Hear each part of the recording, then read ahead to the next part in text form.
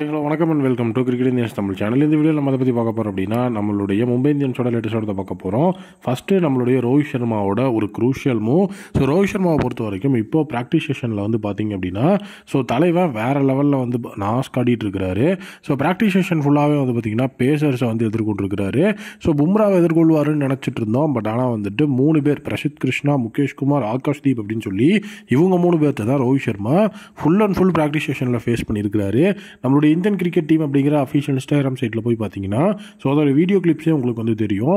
So அது எஃபிஷியண்ட்டாக வந்து பார்த்தீங்கன்னா நம்மளால் வந்து வீடியோ கிளிப்ஸ் எல்லாம் போட முடியாது. ஸோ அதுலேருந்து ஒரு சின்ன ஸ்க்ரீன்ஷாட்ஸ் அப்படிங்கிறது தான் இந்த இடத்துல நான் வந்து ஷேர் பண்ணியிருக்கிறேன். ஃபஸ்ட்டு பிரசித் கிருஷ்ணாவை தான் ஹோலா வந்து ஃபேஸ் பண்ணியிருக்கிறார். ஏன்னா பிங்க் பால் டெஸ்ட் அப்படிங்கிறதுனால ஸோ அந்த இடத்துல வந்துட்டு நல்லா வந்து பார்த்தீங்கன்னா கிளாரிட்டியான பேஸ் அப்படிங்கிறது இருக்கணும். ஸோ அது மட்டும் இல்லாமல் பார்த்தீங்கன்னா எங்கள் கேப்டன் எங்கிட்ட சொன்னது எப்படின்னா, நீ எனக்கு போடு, நான் எப்படி வந்துட்டு போடுறதுன்னு உன்னை கரெக்ட் பண்ணுறேன் அப்படின்னு சொன்னார். ஸோ அதனால தான் ஃபுல் அண்ட் ஃபுல் அந்த இடத்துல நான் வந்துட்டு ரோஹித் சர்மாவுக்கு பவுலிங் பண்ண அப்படிங்கிற விஷயத்த பிரசித் கிருஷ்ணாவும் அந்த இடத்துல சொல்லியிருந்தார். ஸோ இது வந்து பார்த்தீங்க அப்படின்னா பிரசித் கிருஷ்ணாவை பிளேயிங் கிரவுண்டுக்குள்ளே கொண்டு வர போகிறாங்களா அப்படிங்கிற மாதிரியான விஷயம் கிடையாது.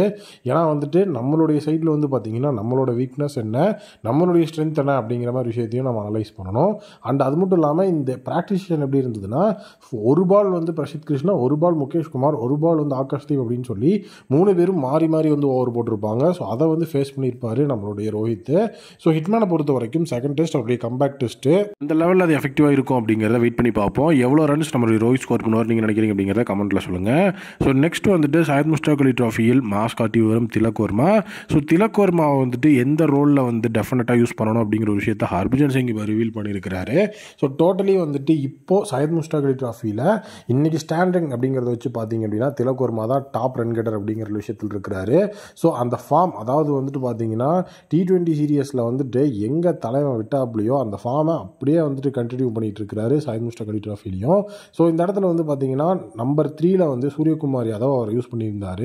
ஸோ அது வந்து அவரோட ஸ்பாட் அப்படிங்கிறதுல இருந்தாலும் ஸோ அந்த இடத்துல வந்துட்டு திலக் வர்மா நம்பர் 3ல் புஷ் பண்ணி ஸோ அவர் வந்துட்டு 2 செஞ்சுரி அடிக்கிறதுக்கு முக்கியமான ரீசனாக இருந்தது அப்படிங்கிறது கண்டிப்பாக சூரியகுமார் யாதவ் தான். இப்போ ஹர்பஜன் சிங் என்ன ப்ரெடிக்ட் பண்ணியிருக்கிறாருன்னா, இப்போது சையத் முஸ்டாக் அலி ட்ராஃபிலையும் நல்ல ஒரு ஃபார்மை காமிச்சிட்டு இருக்கிறாரு திலக் வர்மா. ஸோ அதனால் வந்துட்டு IPL 2025 திலக் வர்மாவை நம்பர் 3 ஃபார்மெட்டில் வந்துட்டு ஆட வச்சு ஸோ அந்த இடத்துல வந்துட்டு மும்பை இந்தியன்ஸ் ஒரு சக்ஸஸ்ஃபுல் டீமாக இருந்தாங்கன்னா இந்த தடவை கண்டிப்பாக அவங்க வந்து சாம்பியன்ஷிப்க்கு டிஃபைனிங்கான டீமாக தான் வருவாங்க.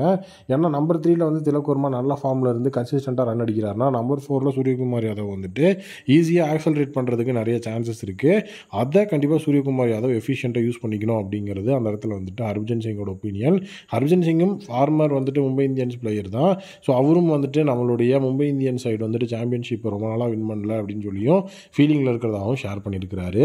ஸோ அந்த நம்பர் 3 ஸ்பாட் இது நிறைய பேர் சொல்லிட்டாங்க. இப்போ லேட்டாக தான் ஹர்பஜனே அதை சொல்லியிருக்கிறாரு. நெக்ஸ்ட் நம்மளுடைய சூரியகுமார் யாதவ் இன்னைக்கு மாஸ் காட்டியிருக்கிறார். 46 பால் 70 ரன் 7 பவுண்டரி 4 சிக்ஸர்னு.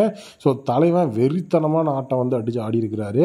ஸோ மும்பையை வந்து ரெப்ரசன்ட் பண்ணி இன்னைக்கு தான் சூரியகுமார் யாதவ் வந்துட்டு சையத் முஸ்டாக் அலி ட்ராஃபியில் ஆடினார்.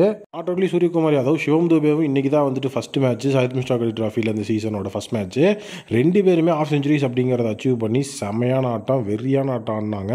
ஸோ போடுற பால்லாம் வந்துட்டு 6க்கு பவுண்டரிக்கு தான் பறந்துட்டு இருந்தது. டீமே வந்து பார்த்தீங்கன்னா சம்பிச்சு போயிருச்சு. ஸோ மேட்ச் வந்துட்டு உண்மையாகவே செமையாக இருந்துச்சு. 2 பேரோட அதிரடியான அடுத்ததுனால வந்து பார்த்தீங்கன்னா மும்பை 192 ரன்ஸ் அப்படிங்கிறத அடித்தாங்க. ஸோ அந்த மேட்சே வந்து பார்த்தீங்கன்னா டீம் வந்துட்டு செமையாக 40 ரன்ஸ் வித்தியாசத்தில் வின்னும் பண்ணிட்டு போயிட்டாங்க. சூரியகுமார் யாதவோட இந்த ஒரு தரமான நாக்கு வந்துட்டு கண்டிப்பாக IPL ரிஃப்ளெக்ட் ஆகணும் அப்படிங்கிறத எல்லாரோட ஆசையும். இதில் இன்னொரு முக்கியமான விஷயம் என்ன அப்படின்னா, ஸோ இந்த மேட்ச்லேயும் நம்பர் 4ல் தான் ஆடி இருந்தார் சூரியகுமார் யாதவ்.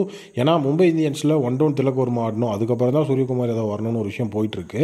ஸோ அந்த இடத்துல வந்து பார்த்தீங்கன்னா இன்றைக்கி மும்பைக்காக பார்த்தீங்கன்னா 1 டவுனில் ஸ்ரேயஸ் ஐயர் இறக்கி விட்டுருந்தாங்க. ஸோ 1 டவுனில் ஸ்ரேயஸ் ஐயர் வந்திருந்தார். அதுக்கு அடுத்த ஸ்பாட்டில் தான் ஸ்கை வந்து இந்த மாஸ் காட்டியிருந்தார். ஸோ அப்போது அந்த ப்ராப்ளமும் சால்வ் அப்படின்னு தான் நான் சொல்லுவேன். நீங்கள் என்ன நினைக்கிறீங்க அப்படிங்கிறத கமெண்ட் செக்ஷனில் சொல்லுங்கள்.